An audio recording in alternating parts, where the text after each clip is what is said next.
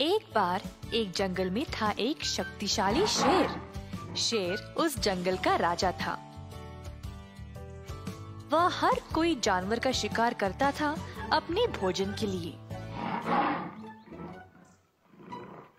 इसीलिए जंगल के सारे जानवर उससे डरते थे और उसके रास्ते से दूर ही रहते थे। अब इस वजह से शेर को शिकार करना मुश्किल हो गया। तो उसने एक चालाक लोमड़ी को काम पे लगाया।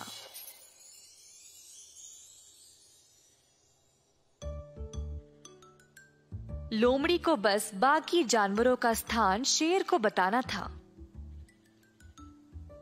तो शेर फिर उन जानवरों के पास जाकर उनको पकड़ लेता था। एक दिन शेर ये जानना चाहता था कि बाकी के जानवर उसके बारे में क्या सोचते थे। तो उसने लोमड़ी को बोला कि वह चोरी छुपे जाकर इस बात का पता लगाए।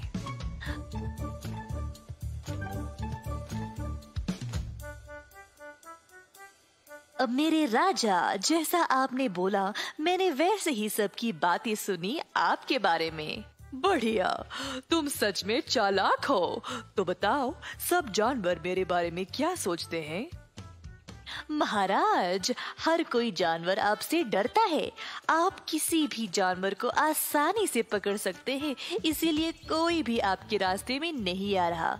आप ही इस जंगल के राजा हो और इस जंगल में आपकी बराबरी करने वाला और कोई नहीं। तुम क्या सोचते हो मेरे बारे में? मेरा जैसा इस जंगल में और कोई नहीं। मैं ही सबसे शक्तिशाली हूँ और मुझसे बेहतर और कोई भी नहीं।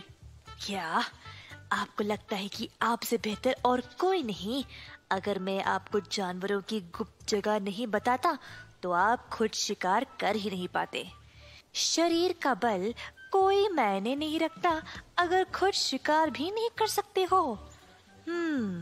अगर मैं एक दिन भी छुट्टी ले लूं तो तभी शेर को मेरा महत्व पता चलेगा। मेरे बिना उसका जीवन कितना मुश्किल है तभी उसको पता चलेगा। अगले दिन लोमड़ी शेर के पास नहीं आया। शेर इंतजार करते करते परेशान होकर खुद शिकार करने निकल गया। दूर उसको एक खरगोश नजर आया। शेर धीरे से खरगोश की ओर गया।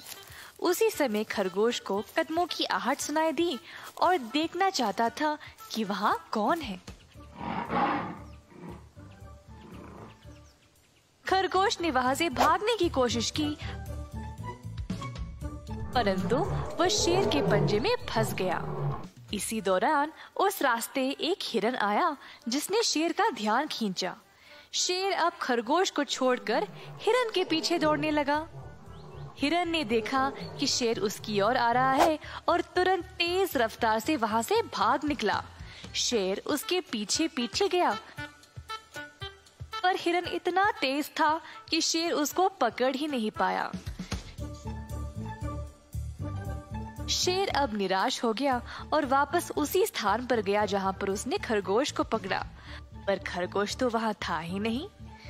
भूखे शेर को पछतावा होने लगा कि अगर उसको हिरन का लालच नहीं होता तो अब तक उसको कम से कम खरगोश तो खाने को मिलता। दूर से लोमड़ी ये सब देखकर मजे ले रहा था। शेर घमंडी नहीं बल्कि लालची भी है, इसीलिए उसके हाथ कुछ भी नहीं आया। जो था वो भी चला गया। एक बार एक घने जंगल में कई जंगली जानवर रहते थे, जैसे कि हाथी, गोरिल्ला, बंदर, चिंपांजी, हिरन और कई और। जंगल का राजा था एक चालाक और शातिर शेर। वह सब जानवरों पर रौब जमाता था और हर कोई उससे डरता था। एक दिन शेर ने सारे जानवरों को एक बैठक के लिए बुलाया।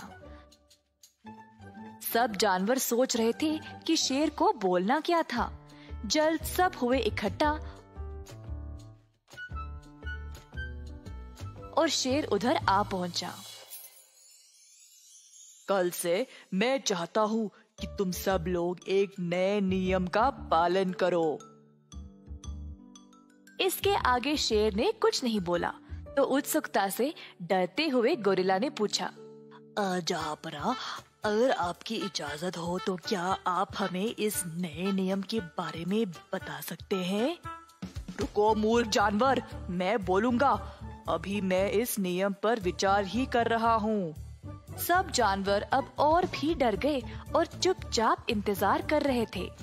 आखिरकार शेर ने कहा, अब से हर रोज तुम लोगों को मेरे भोजन के लिए एक जानवर भेजना पड़ेगा। अगर इस नियम का पालन नहीं करोगे तो बहुत बुरा होगा। ये सुनकर सब जानवर हैरान परेशान हो गए, पर उनके पास और कोई रास्ता नहीं था। जंगल के राजा की बात उनको माननी ही पड़ी। अब मैं एक सेवक को नियुक्त करूंगा जो रोज मेरे गुहा तक जानवर को ले आएगा। मेरा सेवक हिरन होगा।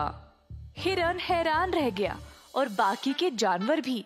शेर को वापस जवाब देने से हिरन बहुत डरता था, तो धीमी आवाज में उसने कहा, जी जनाब, आप जैसा कहोगे मैं वैसे ही करूँगा। हर सुबह एक जानवर को लेकर आपके पास आ पहुँच जाऊंगा। फिर शेर वहाँ से चला गया। अगले दिन से रोज हिरन एक जानवर को लेकर शेर के पास ले जाता था।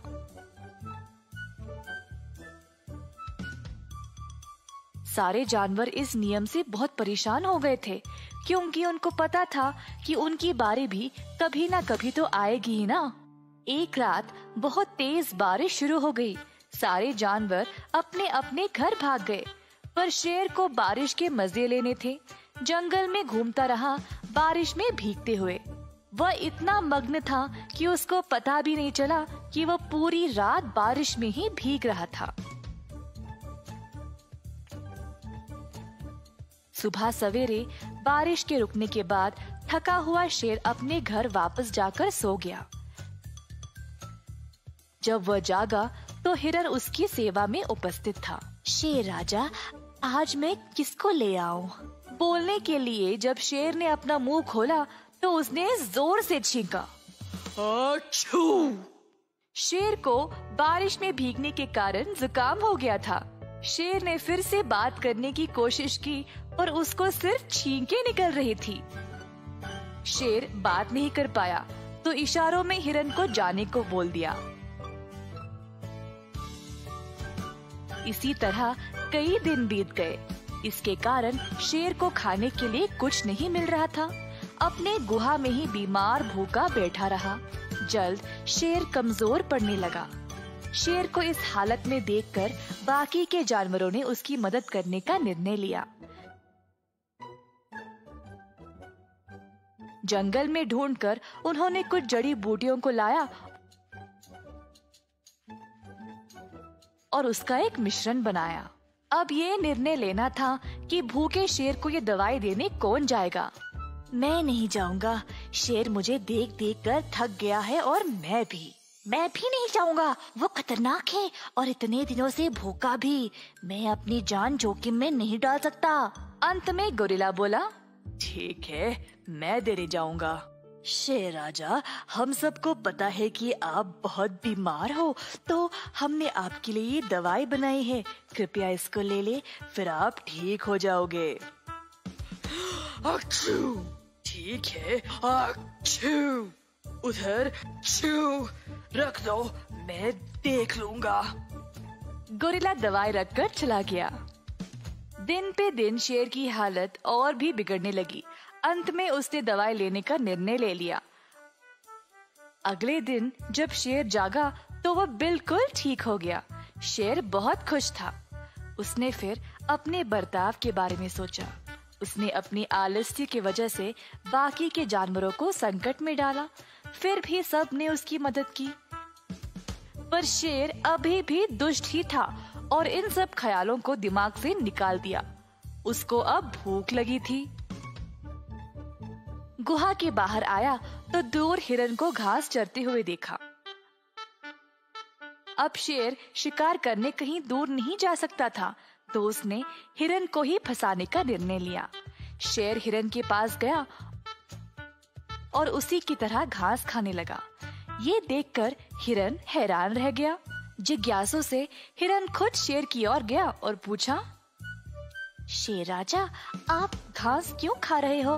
आप ठीक तो हो? हाँ, वो दवाई खाने के बाद मुझे लगता है कि मांस से ज्यादा घास ही अच्छा होता है। ओह, मुझे एक जगह पता है जहाँ बहुत सारी घास है। क्या तुम मेरे साथ आना चाहोगे? हिरन ये सुनकर खुश और उत्सुक हो गया कि जंगल का राजा उससे दोस्ती करना चाह रहा था और वह आखिरकार बदल ही गया। खुशी से वह शेर के साथ चला गया। शेर ने हिरन को एक सुनसान जगह पर लिया और अचानक से उस पे वार कर दिया। शेर ने अपने ही सेवक को खा लिया और बाकी जानवरों ने भी सबक सीख ही लिया कि वह शेर पर कभी भी भरोसा ना करे। हिरन को अपनी मासूमियत की कीमत अपनी जान देकर चुकानी पड़ी। इस कहानी से हम ये सीखते हैं कि अपने दुश्मनों पर विश्वास करना खतरनाक है।